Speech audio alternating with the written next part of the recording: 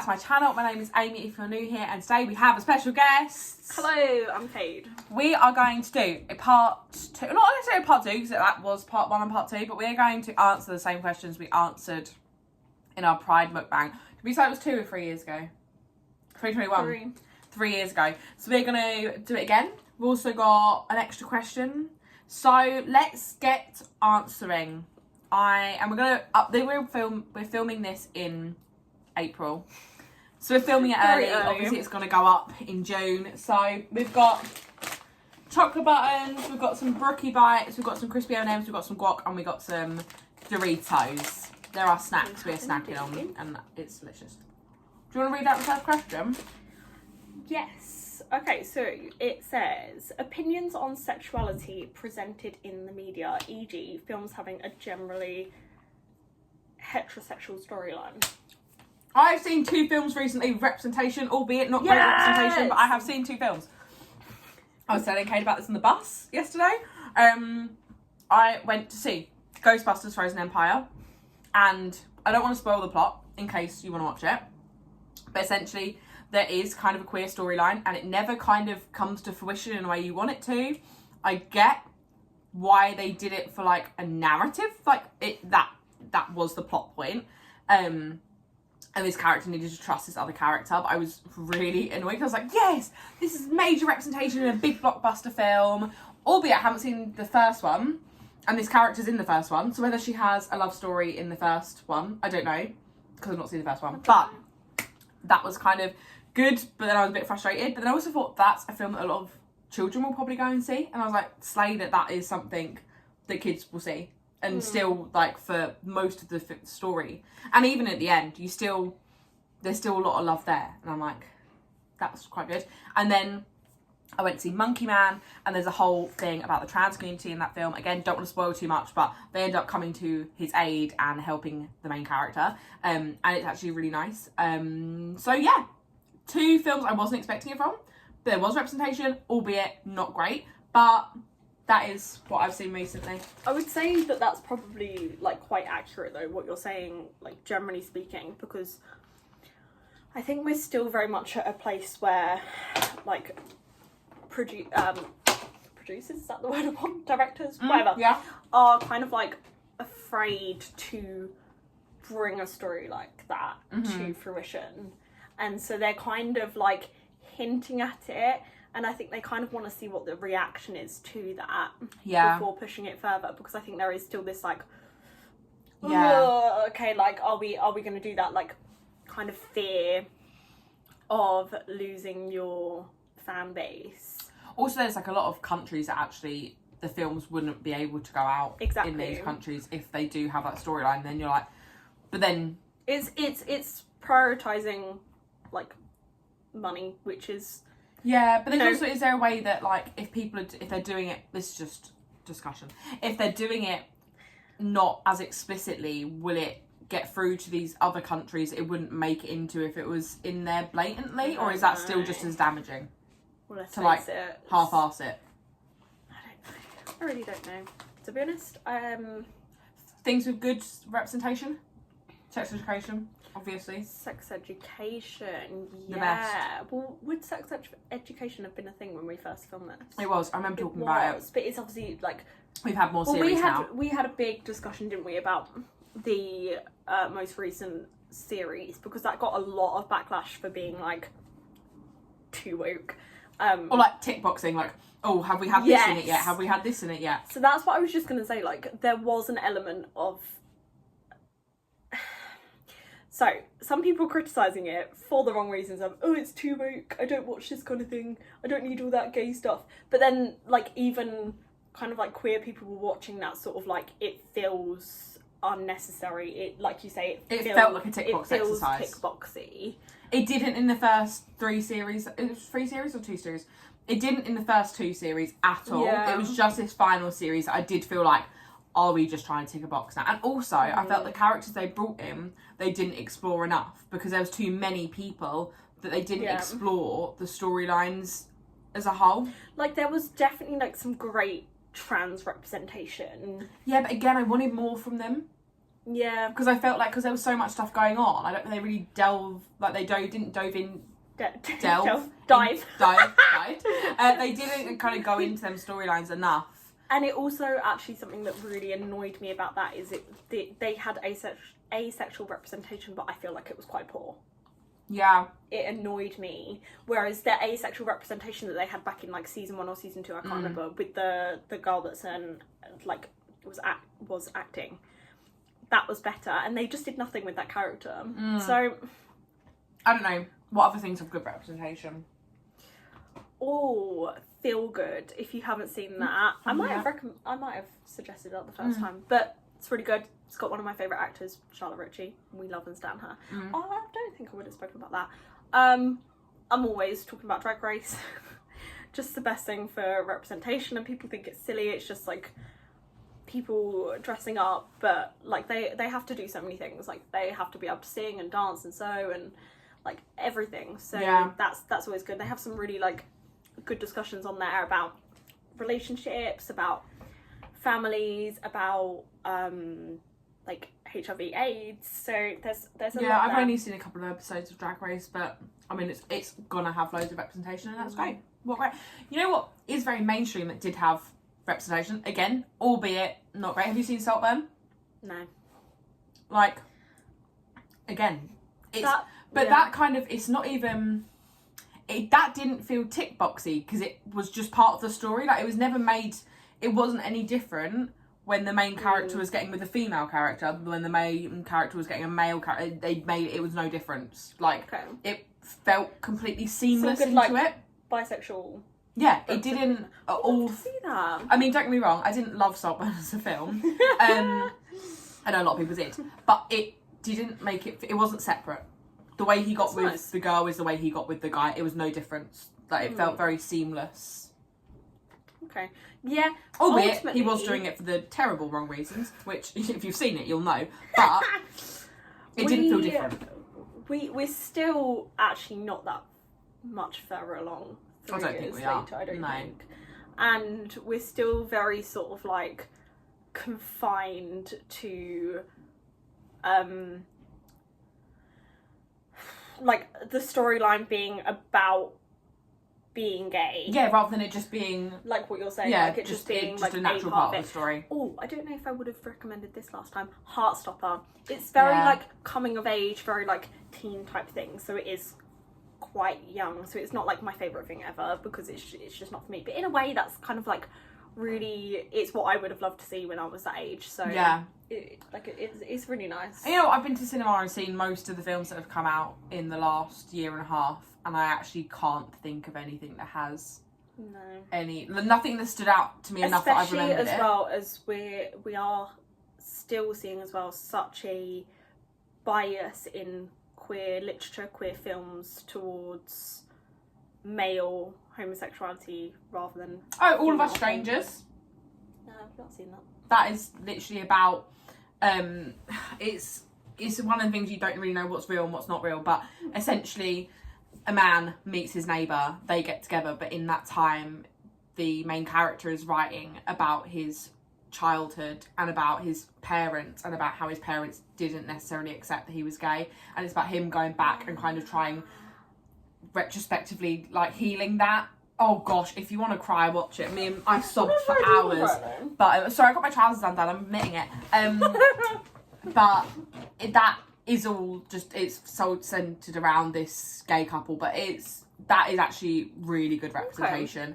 And oh gosh, there's this one bit, and I'm going to tell you, and I'm going to cry thinking about it.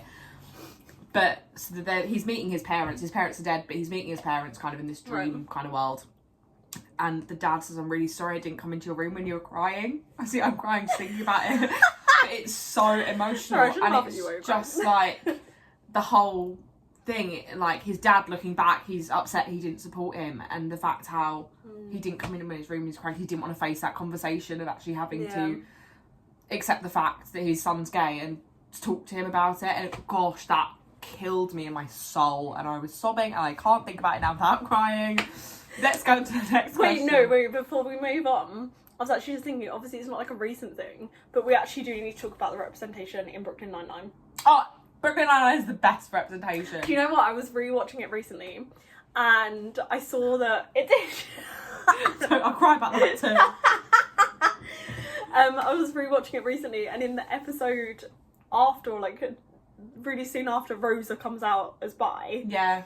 I didn't even notice, but you know, like Holt has his gay flag in his office, and he puts a bisexual flag in there for Rosa, and I was like, I've seen this literally like 6 times, and I never noticed that until now. Brooklyn Nine-Nine is the best representation. It is so It's good. so good. The episode where Rosa comes out to her parents and they go around there for games night, and he says about the whole thing about another person coming out is just like making the world a more colourful and like better place, and I'm just like, I can't watch him crying. That I gives cry me goosies. every time. Captain Holt, amazing. And I feel like it's nice to see. And he died. And he did die, the actor died who played Captain Holt. Not Captain But I like to see that as well with Captain Holt. He wasn't played like a stereotypical gay man character. Like, he's really stern and serious and like all of that. And he has his moments where he like, I don't want to say lets it out, but just has like, is more extravagant. But all in all, he's just, again, not played like a stereotype. He's played just like he's a normal person with a normal job, and so's Rosa. Like, they don't make, I don't know. Brooklyn Nine-Nine's the best.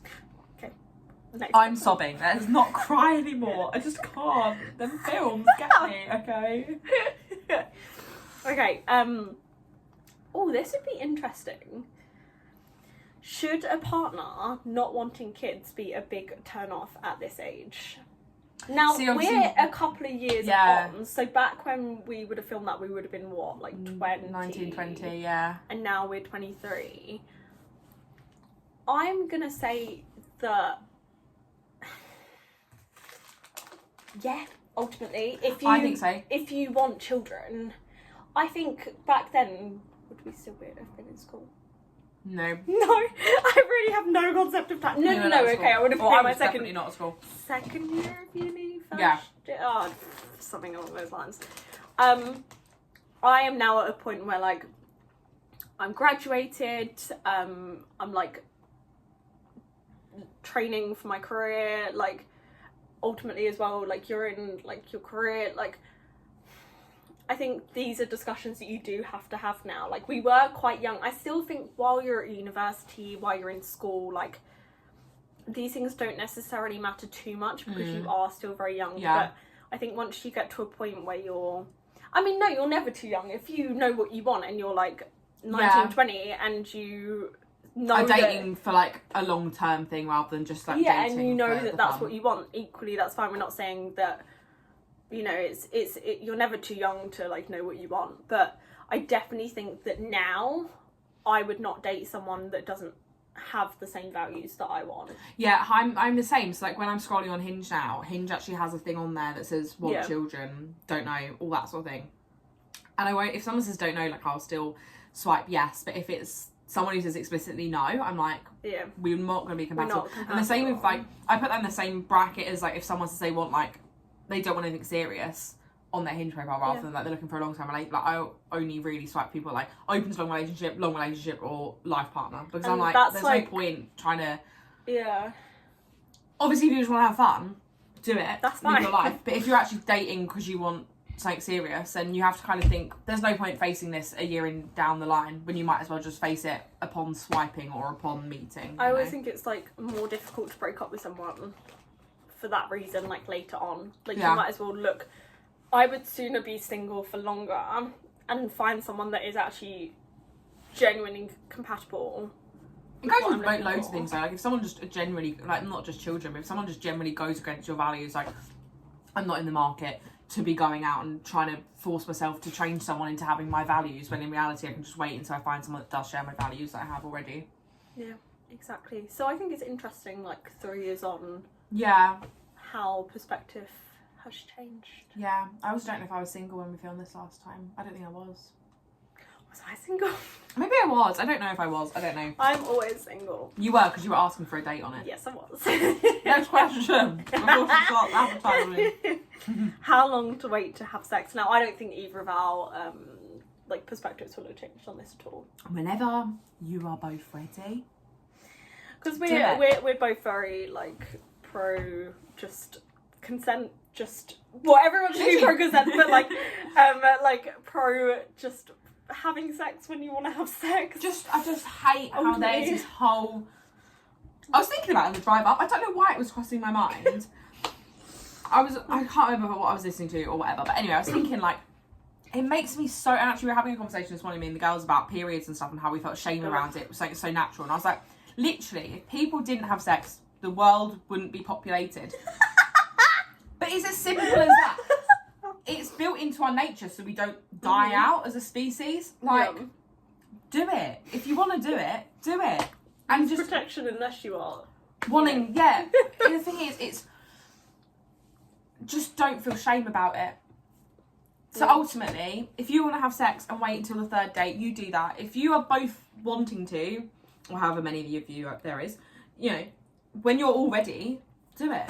Just don't think too much. And I hate it. Like, I hear it so much. I mean, not so much now because obviously we're a bit older, but when my friends had their first time and felt shame and regret, even if anything, like if someone kisses someone and they regret it afterwards, like, it's just so sad that we're built in to have this like deep regret and shame around something that's just natural. I mean, I feel like I've actually changed some of my friends' perspectives on this as well, because we talk about sex and what is defined as sex. Yeah.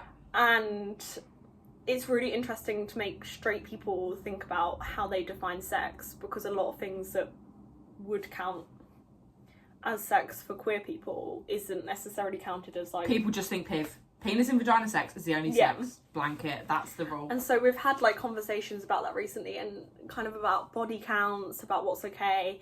I was speaking to these men on the train who were saying to me like, oh, if a girl slept with 10 people, then like I'd never go for her. And I was like, what? Like, it's madness. That is, that's ridiculous to me. Like, why are you interested? The only thing you actually should be interested in is that person like safe? Are they testing? When was the last time they had a test? That's literally all I feel like you need to... And two, are they going to respect your boundaries? Yeah. That's literally the only thing you could... My favourite Instagram account, if you're someone who's interested in this, or want to learn more, or just want like facts and stuff, is the sexual health NHS account on Instagram. Really? It's so good, and it literally just basically posts like graphics with like top 10 things you should be asking someone before you do, like how to establish your boundaries in a way that feels comfortable, like when you should be getting tested, all this stuff. And they do loads of stuff. It's really, really inclusive. Like, I'll have it for every, like, you could find representation for everyone, and it's really blanket. And because it's from the NHS, it's from like a health point of view. There's no judgment, and it's all basically just like when you need to get tested, how and all this stuff about consent and sexting and all of this really, really important information that you wish you had at school, all on one Instagram account. And I love it. And I mean, I've been interested in like sex education for so long, but still I look at this account and I'm like, this is so good just to look for. And I really encourage like any young person that are thinking about that stage in their life,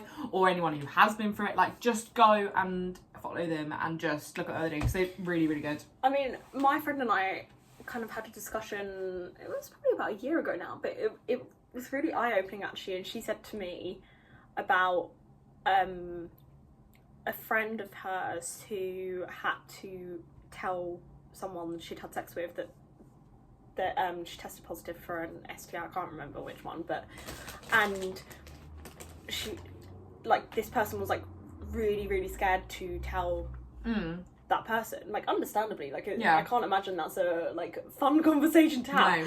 But we kind of had this discussion amongst us, and we were like, if you would be scared to tell that person that you're sleeping with that you've tested positive for an STI, they're not the right person to have sex with. Yeah. Because they clearly do not have the maturity to understand that, like, as safe as we can be, like, these things do happen ultimately. And it's not that you're dirty or literally anything. It literally could happen to anyone. Yeah. And so that was really interesting to me, about sort of like, as well, if they're not respecting your boundaries around time, or like when you're going on a date with them or meeting up or like whatever, if they're not respectful around your boundaries with that, then they're definitely not going to be respectful with your boundaries. 100%. Like, I hate it when people, like, obviously understand when I chat to people online, they're like, oh, can we meet? And I'm like, I need to FaceTime you first. And some people are like, oh, and get all their back up about it. And I'm like, no, if you don't respect that I need to FaceTime you before we meet, I like, that's not for me. Or like, you know, or they're not, I don't want a pen pal. That's the one I get all of the time. And I'm like, no, I just need to know that I'm safe around you, and I need to know that I feel like I'll be able to relax. Another good thing about STDs, before we go to the next one, is, again, you can order them off the NHS website. They come to your house in discreet packaging. You do your sample. If you're a bit squeamish around blood, maybe get a friend to help you, because I had to get my mum to help me because I couldn't get the blood out. But it's really, really simple. It's discreet. You go to the post office, you post it. It's all discreet, and you get the results text through to your phone in the next couple of days. It's the easiest thing. And if you're getting with a new partner, or you've been with a new partner, just go get tested. So simple and easy. Takes literally 10 minutes out of your day. Yeah. But it puts your mind at rest as well. I don't think we've spoken about getting an STD check at school.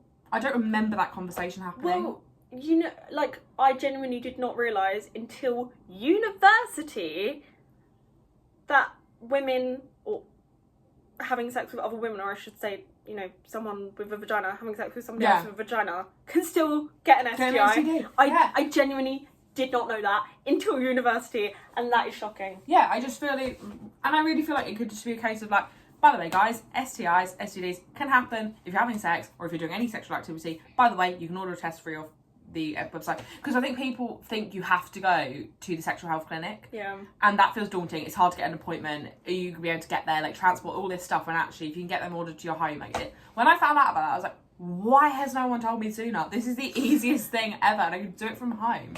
Yeah, exactly. And it's like, I feel like everyone thinks about STIs in terms of like heterosexual, like intercourse, like penis and vagina, or, you know, penis and penis. Yeah. That's a really weird way to express that. That's a really weird way. It's so weird. You know what I'm talking about. Trying to be inclusive for our language, and I don't have the right vocabulary. No, basically if you're having anal sex, you can still get an STI. Yeah, but nobody talks about it with AFAB. We'll use the word AFAB. Yeah.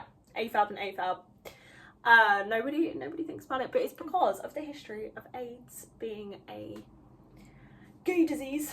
Yeah. But only homosexual men. This is one of my favourite facts ever, is that when gay sex used to be illegal, or like homosexuality was like criminalised, and they didn't criminalise lesbian sex because they didn't know how two women could have sex. That's really funny. I like that a lot. Like, but I don't understand it. It's like a glitch, isn't it? Like, I don't know. It's not a thing. It's not a thing. It stops in their tracks. Okay, next question. Basically, have sex whenever you want, but get tested. Yeah, basically, yeah. Summary. The idea of coming out, do you think it's positive or a bit old-fashioned to feel you have to? Ooh. This is interesting. This is very, very interesting. Do you have a perspective on this? As someone who's never come out, not like they're waiting, like, is she? So this is actually Amy's coming out video. It's not. I am a cis woman who likes men. I'm so basic. But how? I don't like men, but I'm attracted to men, and it's a problem. No, I do like men, just sometimes men take photos of me in public, like happened today. Yeah, someone who's not come out, and saying I'm not going to experience, I don't think necessarily my opinion is too valid, but I think that it's like nice to imagine a world where someone doesn't have to come out, because there's no like preconceived notion that you're automatically straight until you come out as something else. Unfortunately, I can't see that future happening anytime soon. I just think, I don't know, maybe if you're from a really inclusive family that knows a lot about like the queer community, maybe then you wouldn't just assume. I don't know why we assume, but we do, and it's put on you as like a child when they're like, oh, is that a little boyfriend? And then like kids are playing together, you're like, no, like they're children. Leave them be. I don't know. I would say, like, again, this is going to be quite a different answer from what like before, because my style has changed just a little bit, and I don't really ever have to come out anymore. Like, I don't, because people look at me and they're like, that's a lesbian. She's not straight.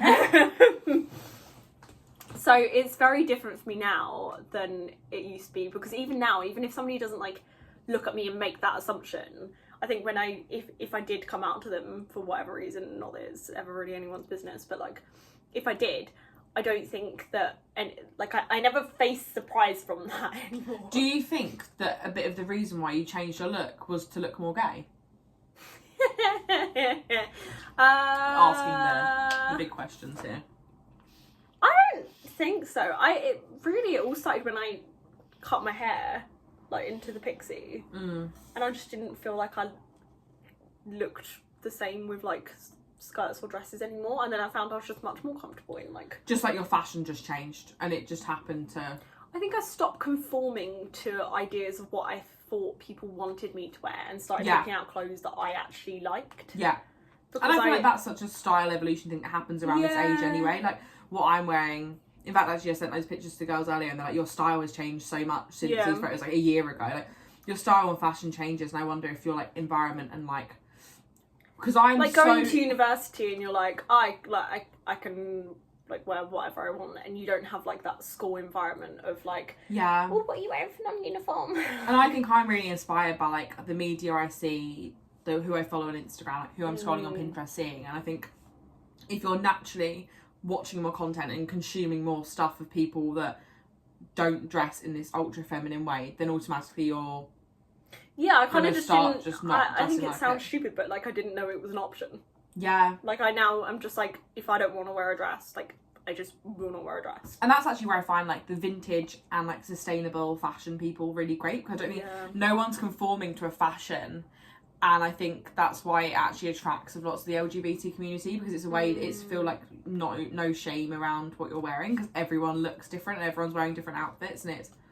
I will say though about the like, do you feel like coming out is like a thing that has to happen, is actually, it was really sweet when recently one of my year 7 students, I can't remember why we were talking about it. Basically, she was staying after school, she wasn't very well, she had like an asthma attack and she was waiting for her dad to come and pick her up, so we were just like making sure she was okay. And kind of, she was just talking about her friends, and her friend had been with her, bless her. And then I was like, oh, okay, so tell me about your friends at school, this, that and the other. And she went, oh, so I am friends with this person. She used to be my girlfriend and she's not anymore. And I was like, that's really sweet. Like, that you didn't feel that you had to like announce like, oh, by the way. And she didn't seem nervous about telling me, like, after, maybe it's because she saw me and she was like, well, I don't have to worry that. But, and also actually my mentor's classroom has like loads of pride posters up, which doesn't bode well in this school because it's extremely homophobic, but I think that shows that like that classroom in particular is like a safe space to be. Like, nobody ever tries to be homophobic in that room, because literally you just point at the wall and they're like, are you serious? Like, and so like that was really nice. I don't know if that's necessarily the same way that she would behave around like her parents, her family, her friends. Like, sometimes in a way, I suppose, if it's someone that's that disconnected, that you feel like you can be more open because you know that they don't have any like prior, and especially someone who is like the way I look. And also you have got a pride flag tattooed on you, so. Well, so, that'll probably give up the game quite quickly. I don't know. You just like rainbows. Just like, one of the year 7s the other day was trying to ask me why I have this tattoo. Oh, you can't even really see it, but basically it's like a rainbow, and was asking me, and I was like, I just love rainbows. And then they kept asking, and I was like, oh, I just really love rainbows. So I think it's not like, I have had, since going into teaching, like quite a lot of kids come out to me, and I know that they haven't come out to other people, and I think it's because they obviously know that I'm like that safe space. So it's interesting to see like the world is going in that direction, but whether or not that's like gonna keep going or not, I don't to be fair, know. I've actually had like a couple of like family friends, children who are like, you know, kind of like mid-teens. They'll just casually say in conversation like, oh yeah, she's bringing her girlfriend over, and like it wasn't like an announcement like, oh, by the way, they're gay and they're bringing their girlfriend over. It's just like, oh yeah, their girlfriend's coming over, or their girlfriend's coming on holiday. Like, it was spoken in a way that just naturally flowed in the conversation, again without feeling like it's separate, just in the same way you'd be like, oh yeah, the boyfriend's coming over tonight. Like, it didn't feel like... I think it's very different when with like trans people though. Yeah. Because I think like, though I don't ever like outing someone. Yeah. But for example, like, I know that if a friend was coming over that was trans, I would ask for their permission first, but I think like I would warn somebody who I didn't think was like that familiar with the LGBT community and say, Yeah. by the way, so and so is trans and uses these pronouns. Yeah, I think that's a way of just making someone feel comfortable. The same way if someone had a nut allergy, you would be like, oh, by the way, they've got a nut allergy. Like, yeah, and it's more just so that like don't buy nuts. you need to make sure that you're using these pronouns Yeah. so that that person themselves doesn't feel have to uncomfortable. correct them. Yeah. So, especially with like non-binary friends, like we went out for like my birthday, a group of us, and I said to like a friend before we got there, I was like, oh, by the way, like so and so uses they them pronouns, because I was like, ultimately I need to explain that those are the pronouns. So that person doesn't feel like they have to like come in and be like, oh, by the way, this is that you can like, you know, make them feel more comfortable. So I think they're two quite different things, but at the same time, like, I don't necessarily, like, around like queer friends, we never really have that discussion of, if I meet somebody, unless they transition in like the time that I know them, like I would never expect somebody to come out as trans to me and be like, oh yeah, by the way, I used to be a girl, or like I used to be a boy, like and even if somebody transitioned in my presence, I wouldn't necessarily need to be like to my friend like, oh that person used to be like, it's not necessary. So I think they're two very like different situations and two very like interesting situations. I agree. Next question. Can't stop eating chocolate buns. Oh, opinions on what is cheating and what is okay. The lines are so blurred. Oh. Are they blurred? Yeah. Well, I just think... Have you ever seen those like TikTok trends that are like, they say like, they give like a bunch of scenarios and like a couple will do it and they'll like point to whether it's like cheating or not cheating. Yeah, I have seen these sort of things before. I don't think this is black and white, so maybe it is exactly which end it's grey area, but I think when people are like, a guy can't like another girl's photo, I'm like, in what context is everyone doing this stuff? If you're liking it and then commenting something and then DMing them, no. If you're just innocently liking someone's picture, is it a problem? I think it's all context. Mm-hmm. Don't kiss someone, you know? Don't go out on a date with someone, but equally if you're friends, I see, maybe it is. Maybe I take back exactly what I said, it's actually quite confusing. If it feels wrong, it's probably wrong. So then even we have this conversation fairly frequently, actually, with straight people. See, I'm always educating the straight people around. You're educated. You're doing your thing for the straights. Is that, so when I've had friends that are in relationships with, friends that are bisexual that are in relationships with men, or like friends that are in relationships with bisexual people. Yeah. And people always say like, oh, if you kiss somebody else, that's cheating. Right? Yeah. But then somehow they don't, like... But then they could kiss a girl and they wouldn't think anything of it. This is what I hear all the time. Or like even in like a heterosexual couple, oh, girls just kiss when they get drunk. That's okay. Yeah. And that's like, are you extending that same thing to bisexual people? Because if so, you're invalidating their sexuality and saying like, oh, it's not real. I know what you mean. But again, I think if it feels wrong, it's wrong. I think ultimately that's just a discussion you have to have. Of where your boundaries are. Also, there's lots of people that are in open relationships that some things that would be cheating in some relationships aren't in others. Genuinely speaking, my definition of cheating is not respecting a boundary. Yeah. That's literally it, and that varies from person to person. It's the sort of thing you need to have an open line of communication with your partner, chat about stuff. I think you'll know in your heart if what you're doing is cheating. You'll know that, and you'll also know... Yeah, I just think it's such a... You just need to chat to your partner about what you're there are some with. things that, like, I can't get on board with in terms of jealousy. So, like, my like, guilty pleasure is I love Reddit. And I love the, like, am I the arsehole videos. Yeah, they are funny. Posts. And things where it's like, oh, my boyfriend can't hang out with other girls. I don't really get it, because I'm like... Okay, but like, what if they're childhood best friends? What if they're parents? What if it's like us and the parents get together and you then say they can't go? Are you saying that they can't be friends with, for example, like a gay person? Like, are you saying if your partner's bisexual, can they not have any friends? Like, there's no friends, just me. Personally, like, I don't really understand it, and I also don't really understand that, like, my partner can't watch porn or, like, can't masturbate or whatever. I don't understand that bit one bit. Because it's just not really my business, is it, what they're doing? No. Why do people care about that? It honestly boggles my brain. Yeah. Like that, I'm just like, oh, come on now. I just think, like, talk to each other.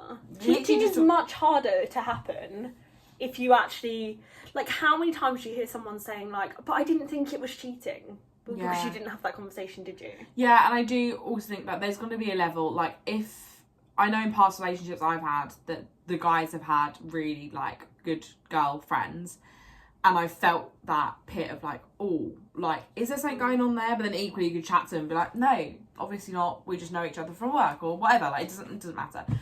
Ultimately, if you respect them and trust them, then that shouldn't matter. I also think a good way to get over that is to meet the friends. 100%. Like, make friends with the friends. I can't ever say I've been in a situation. I've not been in that many relationships, but, like, in a situation where I'm like, even when I hear, like, my friends talk about their relationships, I'm kind of just like, I just don't think I'm that easily bothered. No, I think I'm just like, get jealous really quickly, but equally would never act on it because I know I can rationalise it. Like, no, you're just being stupid. And you're Saying allowed that, to be how many times jealous. have I been cheated on? So many times. And maybe I'm really not good at this. Maybe I'm too laid back and I need to be on it so much more. But I do just think that just have a conversation with someone and make an open line of dialogue about this thing. And yeah. If you're outwardly going out your way, or your partner is going out of their way to disrespect your boundaries, then they're cheating and you shouldn't be with them. Yeah. But miscommunications can happen no matter how good your communication is. Just talk about things. Just talk. Literally every relationship could be solved with just talk.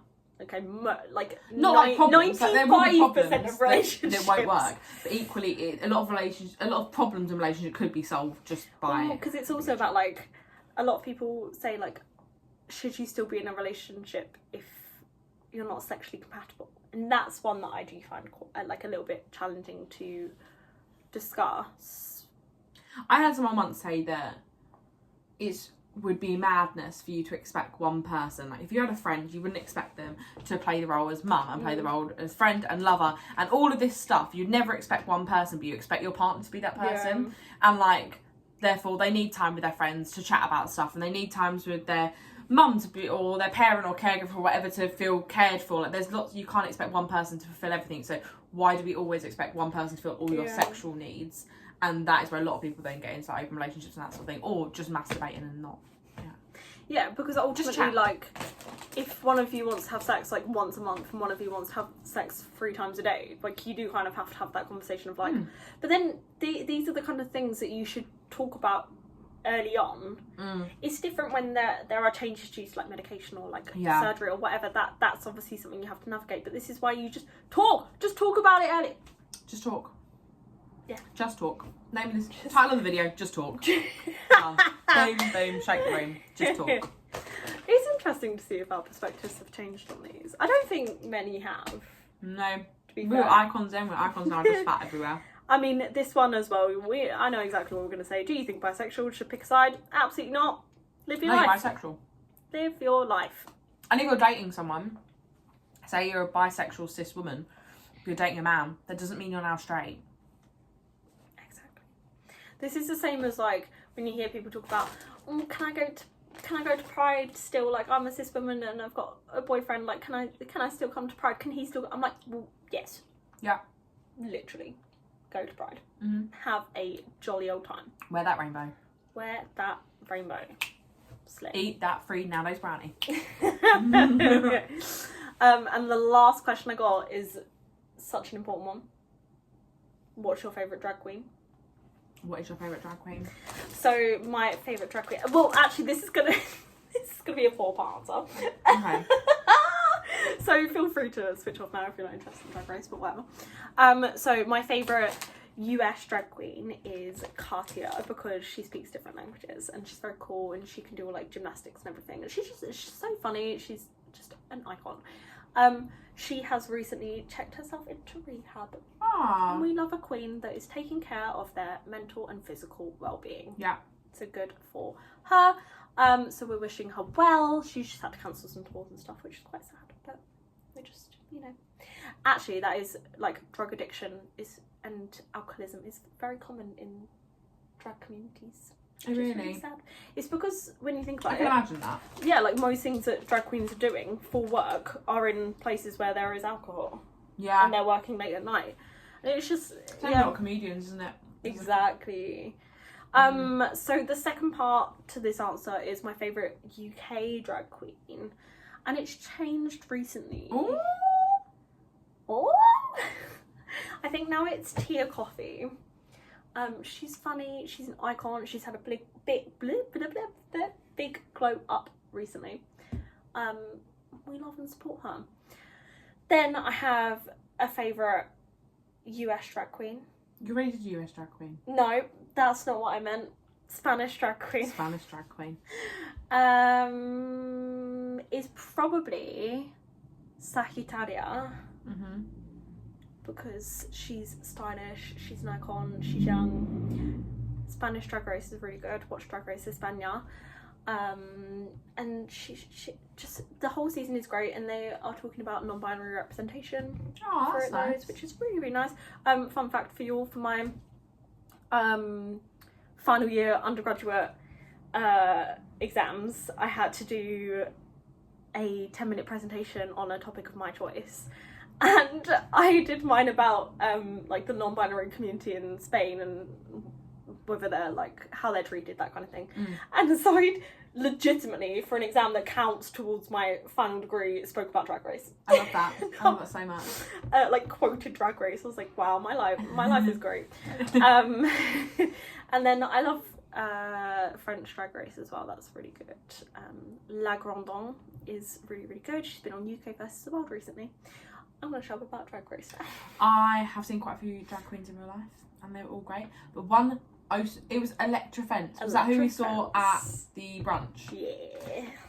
She opened up a scope shop in Brighton. She cut the ribbon, and I was like, that is a slay for scope. Seriously? Like, you very rarely see big national charities have anything to do with like the queer community. I feel like quite a lot of them don't really have too much to do with them, but the fact that they got a drag queen to open up one of the shops, I mean, it was in Brighton, so you know it worked, but it was so good, and I was like, that is iconic. That is so really iconic. cool, And she did a whole video of her running around showing everyone her favourite things in the shop. You have to go on their website. Not on their website. Who am I? On their Instagram. I Go on their follow website. Electra. Oh, it was on Scope's charity shops account, and I was like, that is really cool, and I really enjoy that. Is that all the questions? Are we done? We did it in 43 minutes. That's shorter than our first ones. We did well then. That's good. That was much shorter than our first one. I mean, our first one I think was an hour and 20 in total. If you want to go back and watch that, feel free, everybody. See if we say anything different. Yeah, but that's it for today's video. I hope you enjoyed it. Happy Pride Month, everybody. Be safe, have fun, and invite me to Pride. invite me to Pride. Bye, everybody.